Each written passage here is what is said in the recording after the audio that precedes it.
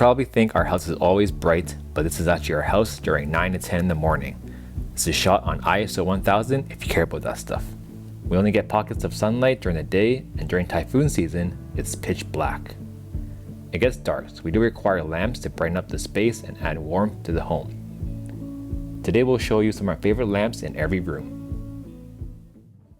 This is before and after.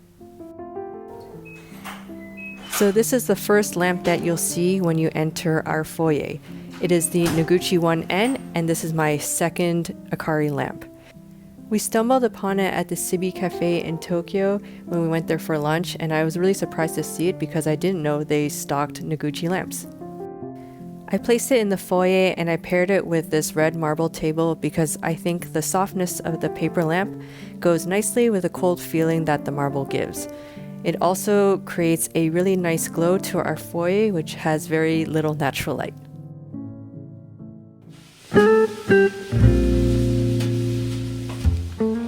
So this is our latest purchase and the one we've been waiting to unbox with you. Actually, this vlog is just an excuse to put together this lamp and to talk about lamps with you guys. So this is the Akari lamp in 35N. You've probably heard me tell the story before, but I purchased this at the original manufacturer, which is Ozaki in Nihonbashi. Akari lamps are known to be difficult to find in stock. Even when we first visited their Tokyo showroom in 2022, when Japan first opened the borders, they already didn't have stock. So I had zero expectations of being able to buy one in store. I just went into the showroom just to get a feel of the sizes, and I was looking for the pendant style and was debating between a couple of the designs and was going to buy it secondhand later. But as you already know, the sales girl told me that they had one of each pendant lamp in stock, so I ended up buying it in Japan, and yes, it is a lot cheaper there. You can watch our Japan Homewear haul for a breakdown on the price.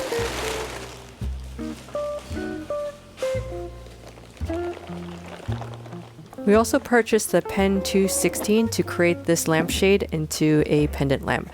I knew I wanted a bolder Akari style since we have very tall ceilings, and since we just added wood paneling to our living room, currently everything feels very grounded and heavy because everything is placed on the floor.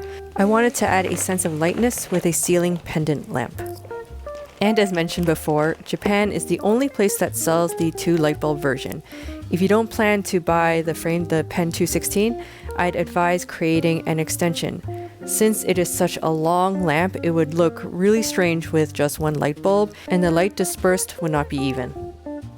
Every Akari lamp comes with light bulbs, but they don't work here in Hong Kong. We tried it and it flickers. In Japan, the voltage is 100, and in Hong Kong it is 220. The design of the Akari lamps work well, ranging from 110 to 220, so we're good here in Hong Kong. All of our Akari lamps are powered by Philips Hue smart bulbs. A lot of people have asked us how the plug works, and for this lamp, it's powered on by the track we have installed in the ceiling of our house.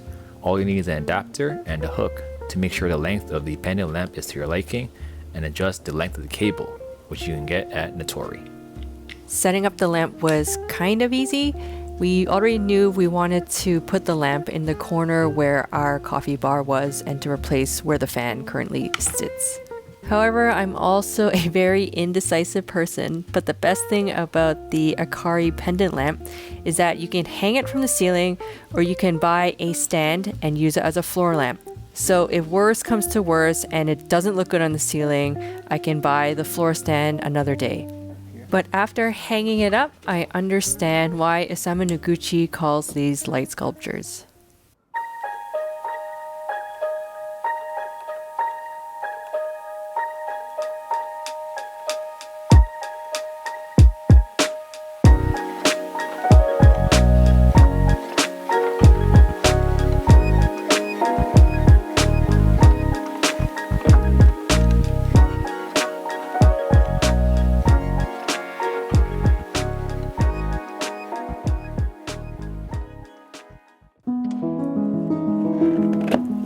I love a mid-century lamp, but I also love silly, fun things that are conversational pieces.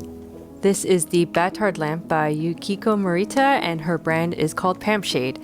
The lamp is, yes, made out of unsold bread from bakeries that Morita partners with, I bought this at the Tokyo Station souvenir shop. It's an LED lamp and it will create a gentle ambient light through the bread. She has a wide range of bread lamps. There's a croissant, there's also a loaf of bread, and a baguette.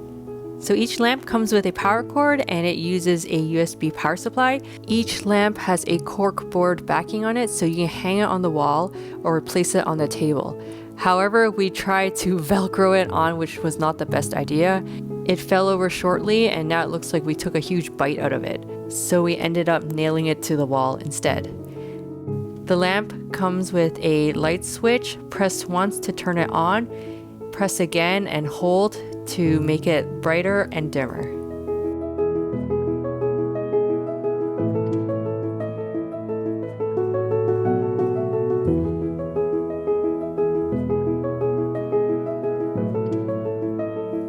Next is the Nessino lamp by Artemide. This is a plastic lamp in a shape of a mushroom, and it sits on our TV stand and acts as a reading lamp next to our togo. I bought this lamp during the pandemic when I saw it being featured in a lot of Korean lifestyle vlogs, and I waited for it to go on sale and finally bought it on Finnish Design Shop. The orange version is also very popular, but I didn't like how it cast an orange glow on everything. If you are thinking about buying this lamp, I recommend purchasing the Lunam bulbs from IKEA, which are 0.9 watts.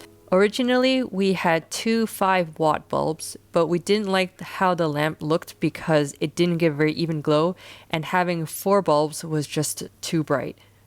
I like the Nessino table lamp because it's a very simple shape and it comes with a clear switch and cord. And yes, we decided to keep the label on the lamp.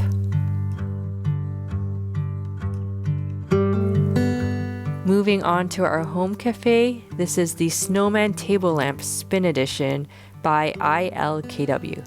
It's called a snowman table lamp because the glass orb of this lamp resembles a melting snowman, and this sits on our coffee bar. The swirly Murano glass gives it that vintage vibe, and it's paired with a very elegant and solid chrome base that just looks very nice together. It's powered by USB-C and has 4 different light modes: warm, neutral, cool tone, and lastly, candle mode. The switch has a dimmer and timer function. Our home cafe gets dark in the afternoon, so this lamp helps even out the entire space. So there's no harsh shadows and helps me see clearly when I make coffee and when Sam makes her matcha.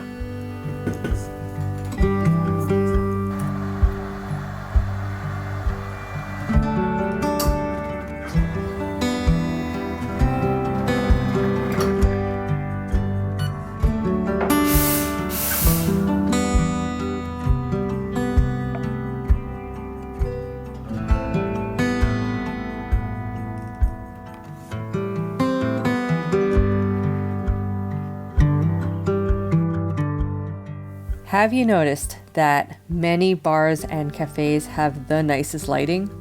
Okay, at least the bars that I visited.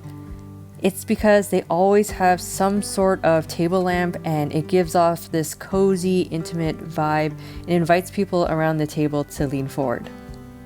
This is the monochrome touch table lamp from Zara Home.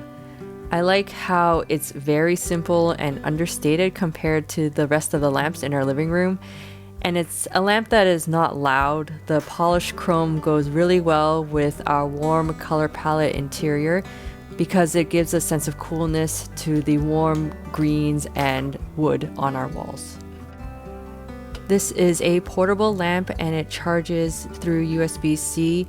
The one thing I don't like about this lamp though is that if you use it all evening, you need to charge it the next day.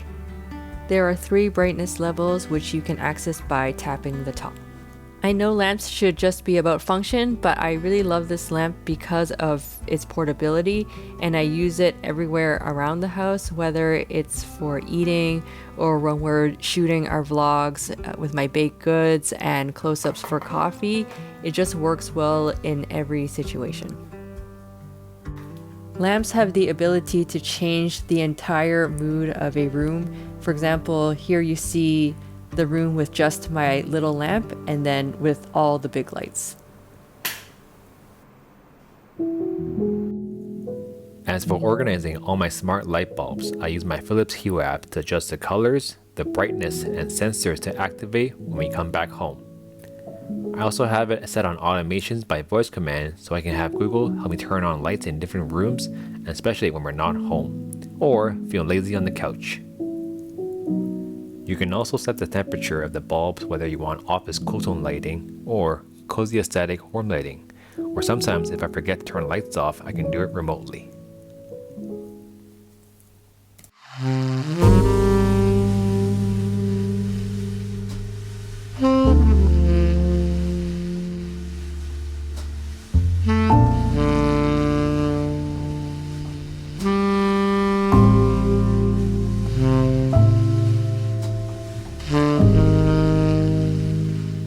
The next lamp sits in a high traffic area between our foyer, kitchen, and dining room.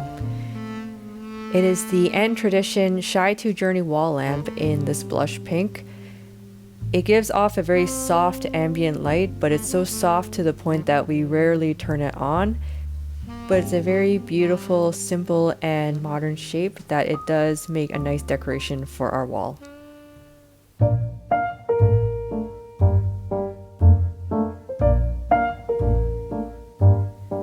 I know I keep saying this, but I know lamps are meant to be practical, but I'll admit this is not one of them. This is the first edition of the Lawson lamp, a light modeled after the Japanese convenience store logo. We purchased this one from a Japanese reseller, but then recently this past summer, Lawson reissued it to celebrate their 50th anniversary. This lamp is actually found in the magazine section of the Lawson Konbini, and we found it right before taking the scenic restaurant train in Fukuoka. The lamp is portable, it is battery operated, and it takes 3 AA batteries. The on-off button can be found at the bottom of the logo.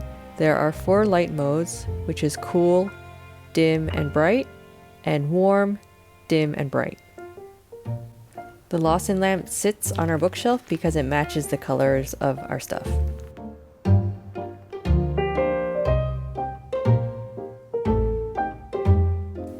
The next lamp on our shelf is the IKEA Skojig. This is a vintage 1990s mushroom cloud style lamp that has blue sky and clouds on it. It is designed by Hendrik Prutz, and I purchased it on Carousel used during COVID. It just brought a little bit of joy in my life at the time. This is totally a kid's lamp, but I think it looks really nice on our shelf. We basically had it wired to the back of our bookshelf, so we can't really remove it, but it emits a very bright, soft glow, so when we have dinner parties, it just adds a bit of warmth to that side of the shelf. I'm starting to realize all our table lamps on the dining room side are useless. When we went to Aomori, I made this lamp at the Hoshino resorts. It's made out of a dried gourd, and I used a metal dowel to puncture holes into it. This was part of the hotel workshops, and they had this whole area decorated in these gourd lamps, and you can choose from the various designs. You can do something random or something with a pattern. I decided to do a random pattern, and I wanted to look kind of like stars. The gourd came with a built-in switch and bulb, and it's powered by USB-A, kind of old school.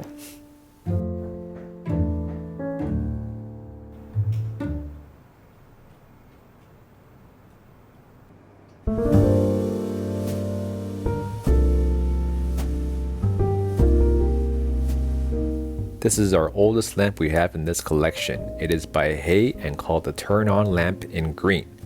It powers on by turning the base clockwise, and it gets brighter as you rotate. It's a nice compact size, so we moved it from the shelf to the TV stand, and now it sits in our bedroom. I got it on sale at Homeless about 11 years ago, and it still works.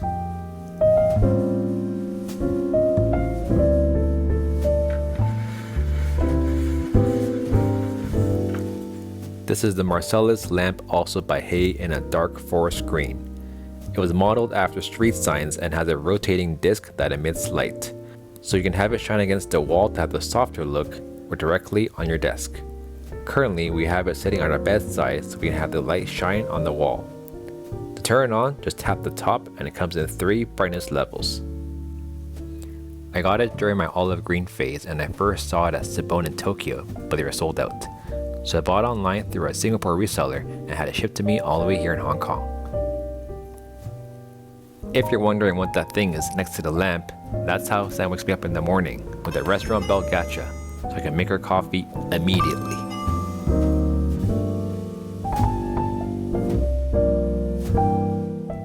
And last but not least is our very first akari lamp that I purchased in Japan.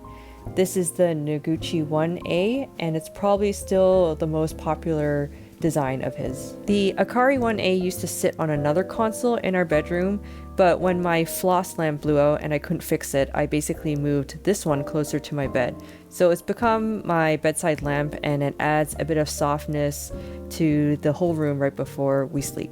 Currently, the setup does look a little strange because we have the floss and Noguchi sitting right next to each other, but I just managed to fix the floss and I'm probably going to move it to another part of the room. So we got really lucky with the Noguchi 1A. I got this at the MoMA shop in Tokyo. It was in 2022 when we went to the Ozeki showroom the very first time and were told it was out of stock. But that day we ended up at a coffee shop and started talking to a stranger who said if we needed help with anything in Japan just to ask. So we asked her to help us contact the MoMA store to reserve this lamp and purchased it there. And that concludes our favorite lamps in the house. We hope you enjoyed this one, and we'll see you next week.